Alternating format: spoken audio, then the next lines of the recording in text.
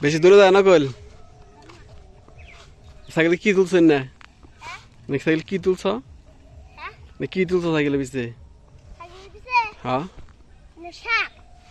শাক কি শাক তুলছেন না হ্যাঁ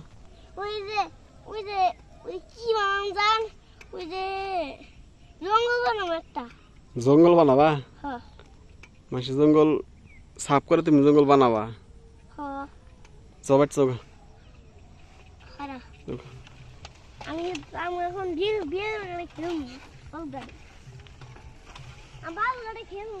না বাচ্চা চোখ একবারে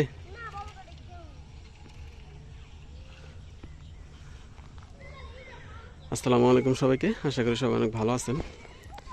আমাদের ঘাস বুনছিলাম গরুর জন্য এই যে এখানে ঘাসের পাশাপাশি ধইঞ্চা বুনছি আগে ধইঞ্চা বুনছিলাম পরে ঘাস বুনছি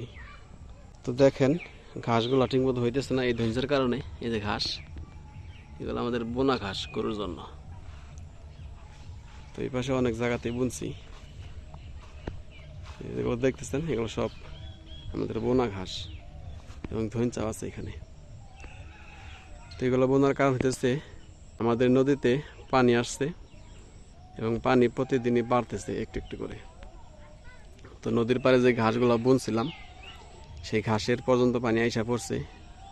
তো সেইখান থেকে ঘাস আইনা এখানে উঁচু জমি আছে এই উঁচু জমিতে বুনতেছি তো বোনার পরে এখন মোটামুটি ভালোই বড় হয়ে গেছে যদিও এই ধইঞ্চার কারণে ঘাসগুলো ঠিকমতো বড় হইতেছে না তবে এই ধইঞ্চাগুলো যখন কাইটা ফেলাবো তখন ঘাসগুলো বড় হবে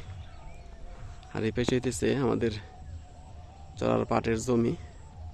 আমাদের জমি আছে এখানে ওই যে পাশে তো ঘাসগুলা আলহামদুলিল্লাহ ভালোই হইতেছে এইগুলা মোটামুটি ভালোই বড় হয়ে গেছে একটা সোবা দেখতেছেন ওই সোবাটা বড় হয়েছে আর সামনে যেগুলো দেখতেছেন এগুলো অন্য কৃষকের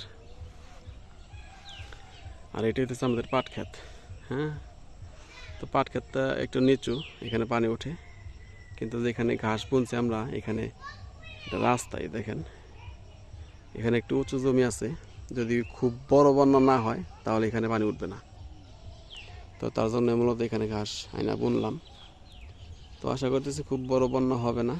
আর আমাদের ঘাসগুলাও বাইচে যাবে আর কি তো এই ঘাসগুলা এখন